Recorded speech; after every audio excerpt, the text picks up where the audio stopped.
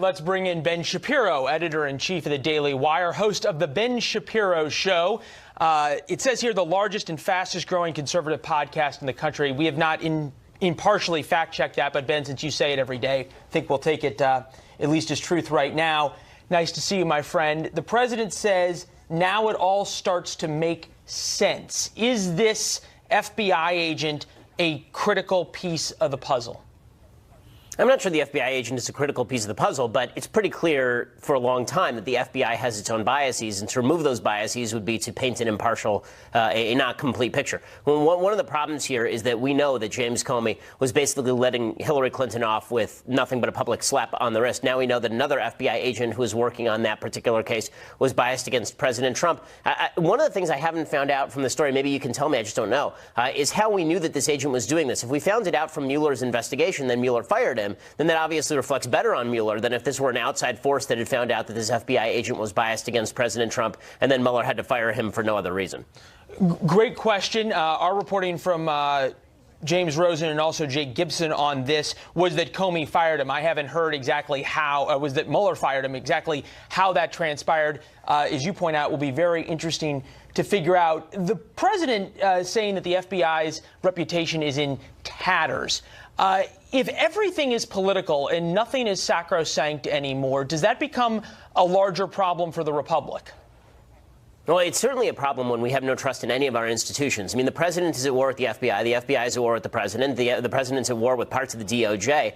Right now, it seems like no one trusts any member of any institution, and that means that you're just going to side with the people that you feel best about, the people who you agree with most on policy. There's a poll out today from Alabama showing that a vast majority of members of the Alabama voting public feel that Roy Moore is innocent, not because they actually have verified the facts, but because they don't trust the media. That demonstrates the level of antipathy toward the media, a level of antipathy which I don't think is completely unwarranted. So, yes, as the institutions are torn apart, it's going to be very difficult to put the country back together. We're not operating off the same basis of common fact. Speaking of institutions, you can also include in those institutions American tradition. One tradition is that former presidents do not speak ill of the current president, especially overseas.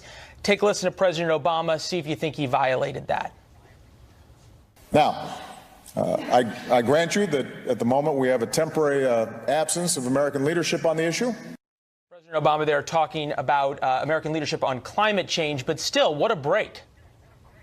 Yeah, I mean, this is kind of usual for Democratic presidents, actually. Bill Clinton was largely absent during the Bush administration, but Jimmy Carter obviously never went away. I mean, he's still running around blabbing about whatever he feels like blabbing about. President Obama couldn't last a full year before he started going abroad and talking about the current president of the United States. George W. Bush has been absent from the public scene since he left public office. So, there is a pretty stark gap, it seems to me, between Republican ex-presidents and Democratic ex-presidents when it comes to speaking about the people who come right after them of the opposite party.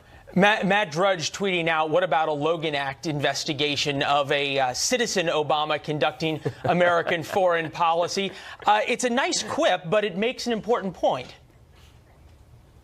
Yeah, I mean, I think that the fact is that, a lot of people are saying that Mike Flynn violated the Logan Act when he was talking with the Russian government about policy for the incoming administration. The Logan Act is probably unconstitutional. It's really never been enforced. I think there's been one trial on it since it was imposed in the very, very end of the 18th century.